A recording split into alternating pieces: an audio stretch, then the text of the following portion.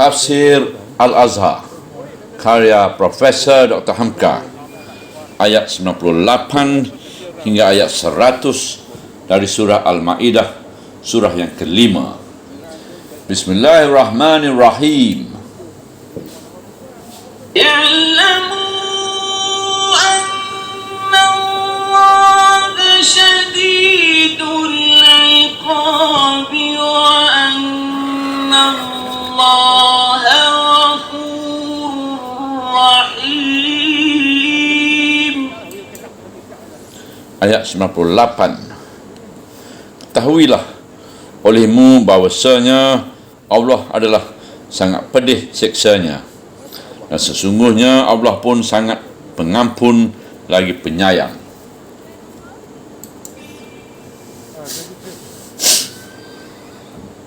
Ma 'ala ar-rasuli illa al-balagh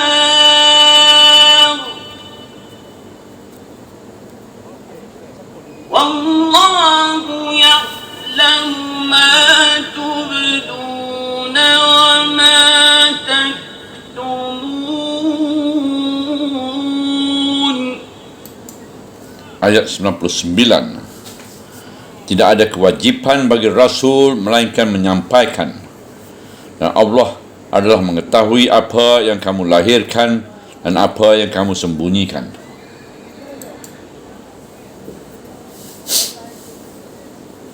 قل لا يستوي الخبيث والطيب ولو أعجبك كثرة الخبيث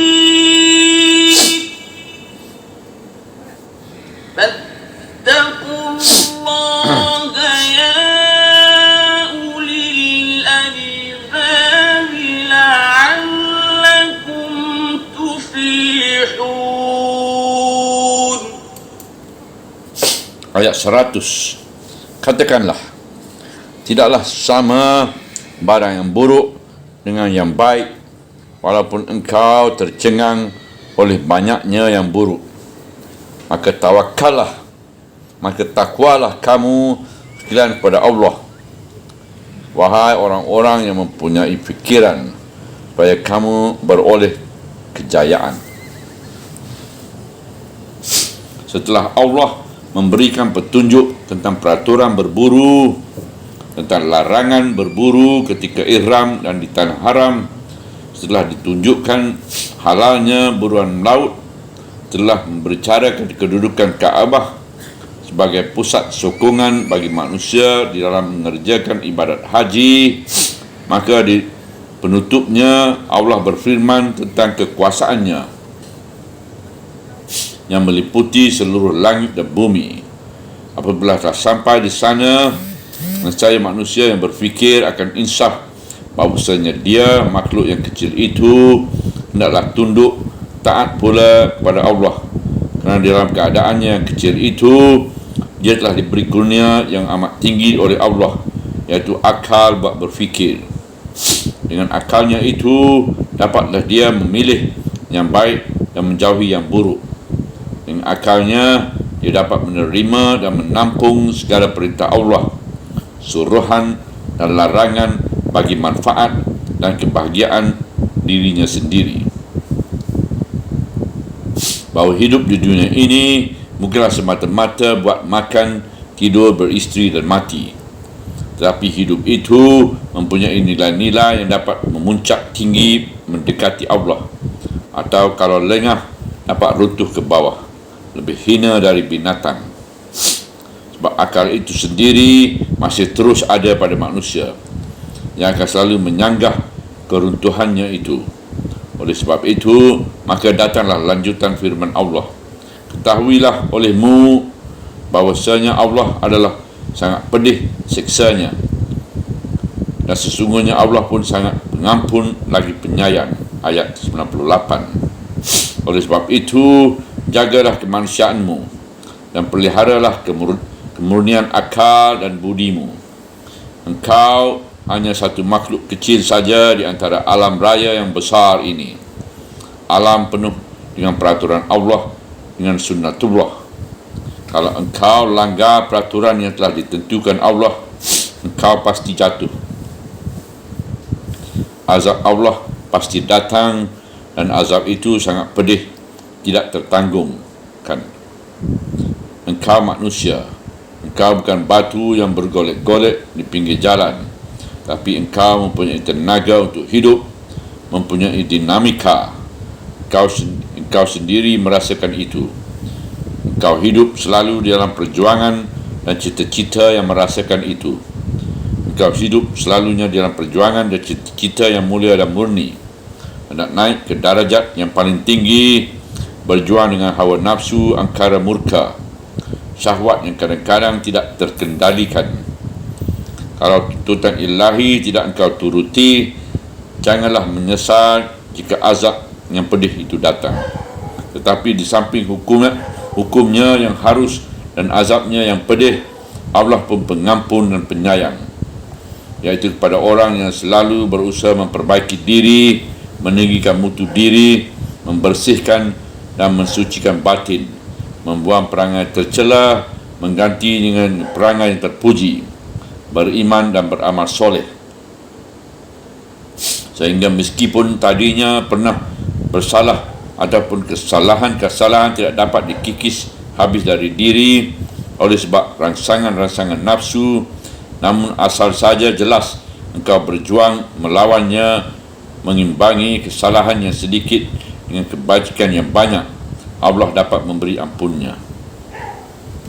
Allah dapat menutupi cacat yang sedikit dengan kebajikan yang banyak. Sudah nyata bahawa tidak seorang pun manusia yang sunyi daripada khilaf dan alfa, namun dia diberi ampun dan disayangi juga oleh Allah. Kalau nyata dia selalu berusaha menegakkan kebajikan. Maka selama kita hidup, apatah lagi apabila kita telah mengakui bahawa kita orang yang beriman, hendaklah kita tanamkan benar-benar ayat ini dalam hati kita. Azab Allah sangat pedih. Sebab itu berusahalah kita mengelakkan diri sedapat kita dari dorongan kesalahan. Dan Allah pengampun dan penyayang. Lalu berusahalah pulalah kita mengisi hidup kita dengan sebanyak-banyak kebajikan. Moga-moga di padang mahsyar esok, ketika ditimbang, yang baik jugalah hendaknya yang lebih berat daripada yang jahat. Tidak ada kewajipan bagi Rasul melainkan menyampaikan, pangkal ayat 99. Ayat ini adalah penjelasan bahawasanya hak yang mutlak menentukan azab atau ampunan hanyalah semata-mata pada Allah. Rasul sendiri tidak ada kekuasaan sedikit pun menentukannya itu. Kewajipan Rasul hanya satu, iaitu menyampaikan petunjuk Allah kepada makhluk yang ini disukai Allah, dan yang itu dibencinya. Yang ini disuruh Allah dan yang itu dilarangnya. Sedikit pun dia tidak boleh menyembunyikan itu, sebagaimana yang telah tersebut juga pada ayat-ayat yang lalu. Sebab itu batal dan tertolaklah persangkaan orang-orang musyrik yang sesat, yang mengharapkan moga-moga Rasul pun atau manusia pun dapat menolong mereka, meringankan azab atau menambah pahala mereka. Dan Allah adalah mengetahui apa yang kamu lahirkan dan apa yang kamu sembunyikan. Ujung ayat 99. Dengan lanjutan keterangan itu, dengan lanjutan keterangan ini, jelaslah lagi inti tauhid. Tiap-tiap kita langsung bertanggungjawab kepada Allah, langsung dengan tidak ada perantaraan, beramal dan beribadat kerana Allah dan kepada Allah saja. Mana yang tidak terang, kita cari keterangan dari Rasul. Jalan itu sudah terentang dan kita akan menempuh jalan itu. Dan Rasul menunjukkan kepada kita, disuruh menyampaikan kepada kita bagaimana menempuh jalan itu yang dikehendaki oleh Allah. Rasul sekali-kali tidak membuat jalan sendiri. Maka segala tingkah laku kita, apa yang kita perlihatkan dengan nyata dan apa yang kita sembunyikan, semua diketahui oleh Allah. Sampai kelak pun seketika diadakan hisab, iaitu perhitungan dan mizan, pertimbangan di hadapan hadirat ilahi di akhirat. Tiap-tiap kita bertanggungjawab langsung di hadapan Allah. Kalaupun rasul-rasul didatangkan dalam majlis pengadilan tertinggi itu, beliau pun tiada juga dapat mengetahui lahir dan batin kita. Beliau hanya semata-mata dipanggil untuk jadi saksi apakah telah disampaikan apa yang dahulu mesti disampaikan kepada kita. Itu pun sebabnya seketika Abdullah bin Mas'ud disuruh Rasulullah SAW membaca Al-Quran sampai bacaan pada ayat 40 dari surah An-Nisa. Dia menangis sebab kasih mesranya kepada umatnya, bagaimana yang telah kita lihat tafsirnya terlebih dahulu. Beliau menangis kerana yang akan dapat menolong umat itu dari ancaman Allah hanyalah amal mereka sendiri. Katakanlah, tidaklah sama barang yang buruk dengan yang baik, walaupun engkau tercengang oleh banyaknya yang buruk. Pakal ayat 100. Ayat ini memperteguh lagi keterangan di atas. Kalau Allah menyiksa, sangatlah pedih siksanya. Yang disiksa ialah orang yang memilih jalan yang buruk dan kelakuan yang buruk. Tapi Allah pun pengampun dan penyayang, iaitu kepada orang yang berjuang mengalahkan diri dari yang buruk dan memilih yang baik. Akal yang terdidik oleh petunjuk agama adalah membedakan buruk dan baik. Akal dapat menilai mana yang mudarat dan mana yang manfaat, mana yang haram dan mana yang halal, mana yang adil dan mana yang zalim, mana yang kebodohan dan mana yang ilmu pengetahuan, mana yang merosak dan mana yang memperbaiki, mana yang talih dan mana yang saleh, mana yang keras kepala dan mana yang patuh, mana yang kafir dan mana yang mukmin. Akal dapat memperbedakan ini semua, terutama kalau dia telah diasuh dengan petunjuk Rasul, sedang Rasul telah menyampaikan kewajipannya. Yang buruk tetap buruk dan yang baik tetap baik, walaupun engkau tercengang oleh banyaknya yang buruk. Kadang-kadang orang yang berjuang di atas jalan yang baik seret jalannya, sedang yang berjuang atas jalan jahat lancar nampaknya. Kadang-kadang harta yang haram mudah didapat, riba, tipu, korupsi, wang suap, pengkhianatan. Sedang orang yang mencari dengan cara halal hanya sedikit saja masuknya. Namun hati sanubari, akak yang murni tetap mengatakan bahawa yang baik tetaplah baik walaupun sedikit. Kejahatan tetap jahat walaupun banyak masuknya. Sebab akal yang murni itu adalah melihat akibat yang di belakang, bukan hanya semata-mata mempercermin yang kelihatan oleh mata sekarang saja. Kadang-kadang bertemu beribu-ribu manusia, namun meskipun mereka beribu-ribu bahkan berjuta-juta, mereka tidak ada artinya. Yang bererti hanyalah segolongan kecil manusia yang fikirannya lebih bermutu dan dapat memimpin orang yang berjuta-juta itu. Di zaman Islam baru timbul di Mekah, yang menjadi orang mukmin adalah golongan kecil dan terpaksa sembunyi-sembunyi melakukan ibadat dan keyakinannya menjadi kebencian orang banyak. Dan golongan terbesar pada waktu itu adalah penyembah berhala yang kaya mereka dan yang berpengaruh mereka. Namun meskipun mereka banyak, menyembah berhala tetap buruk. Umat beriman meskipun baru sedikit, namun menyembah Allah yang Maha Esa tetaplah itu yang benar. Di sinilah kita mengaji apa yang dinamai dalam istilah Arabi di antara kamiyah dengan kaifiyah, dan menurut istilah bahasa barat di antara kuantitas dan kualitas, di antara kuantitas dengan kualitas, di antara banyak bilangan dengan mutu. Sebab itu maka berfirmanlah Allah di akhir ayat, maka takwalah kamu sekalian kepada Allah, wahai orang-orang yang mempunyai fikiran, supaya kamu beroleh kejayaan. Ujung ayat 100. Di sinilah orang yang ulul albab, yang mempunyai inti fikiran, disuruh takwa pada Allah. Di sini dipersambungkanlah fikiran cerdas dengan takwa kepada Allah. Kerana dengan takwa kepada Allah, fikiran tadi tidak akan terombang-ambing. Dia tidak akan terpesona melihat banyaknya yang buruk dan kerap kali seakan-akan menang. Dengan takwanya kepada Allah, dapatlah dia menahan diri dan tetap berpegang pada yang baik meskipun akal cerdas. Kalau takwa tidak ada, akal yang cerdas itu bisa dipergunakan untuk memakai yang buruk dengan lebih teratur. Padahal apabila telah karam ke dalam gelombang keburukan, kesengsaraan jualah akibat yang akan dirasai kelak. Sedang dengan memelihara takwa kepada Allah, diri dapat bertahan yang akhirnya akan membawa kepada kemenangan dan kejayaan. Sebagai bunyi pepatah, bahagialah orang yang tertawa kemudian.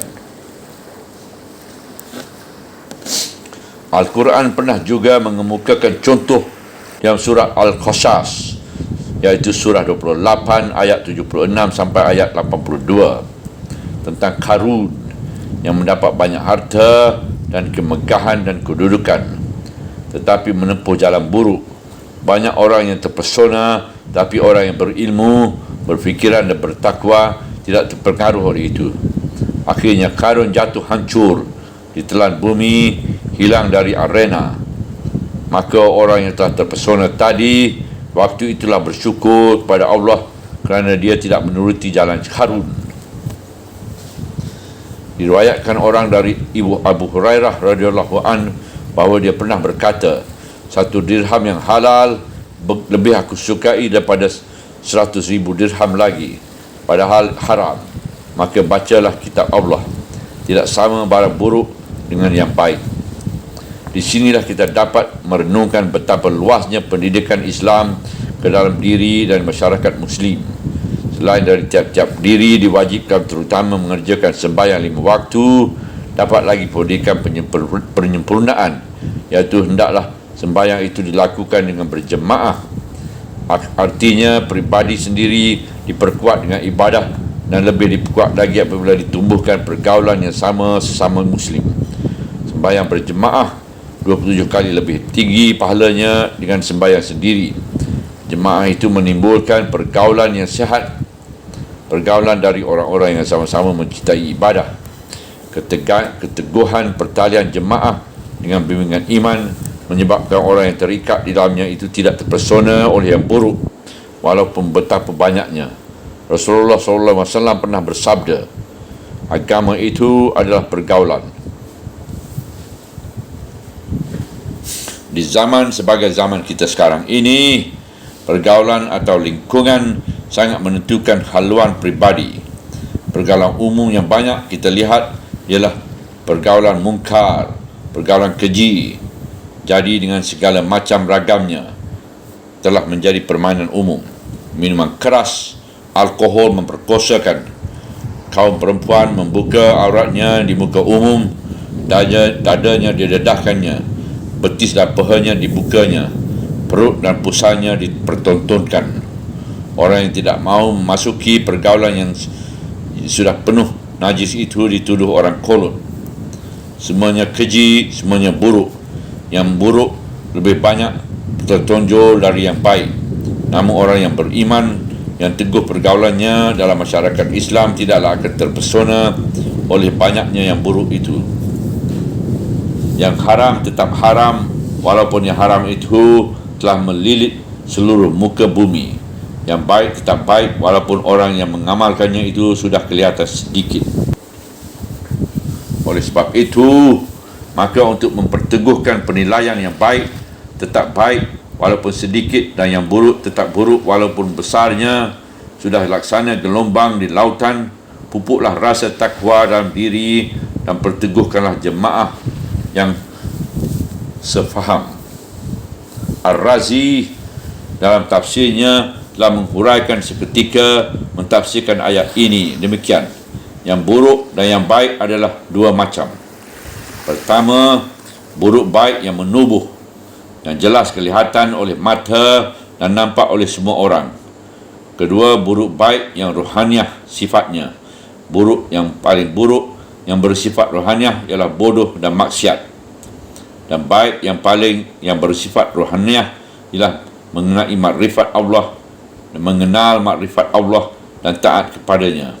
Sebabnya ialah kerana tubuh kasar yang diteliti oleh najis itu amat kotor nampak oleh orang yang mempunyai tabiat yang sihat.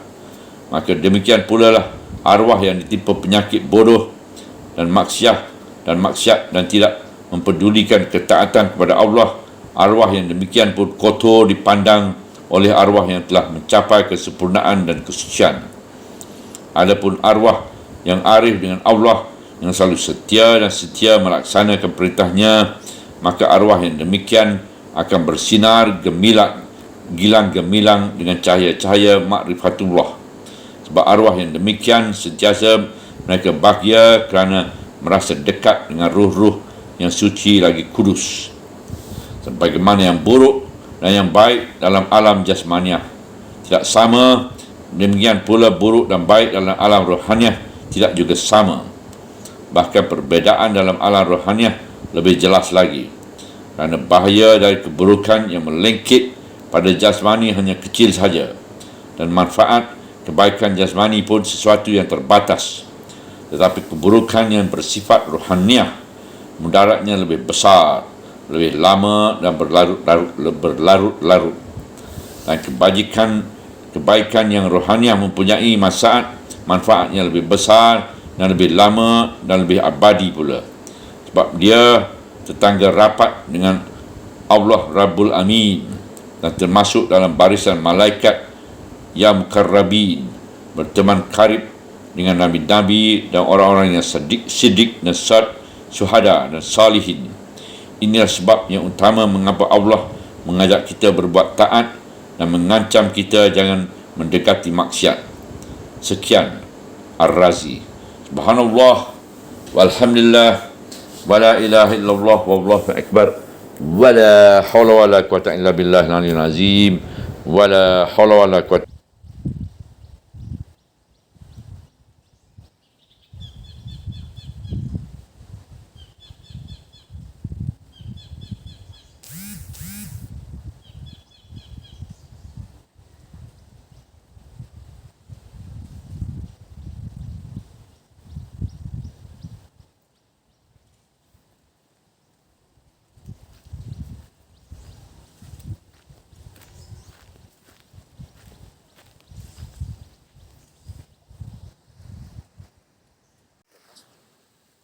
Karena orang yang masuk surga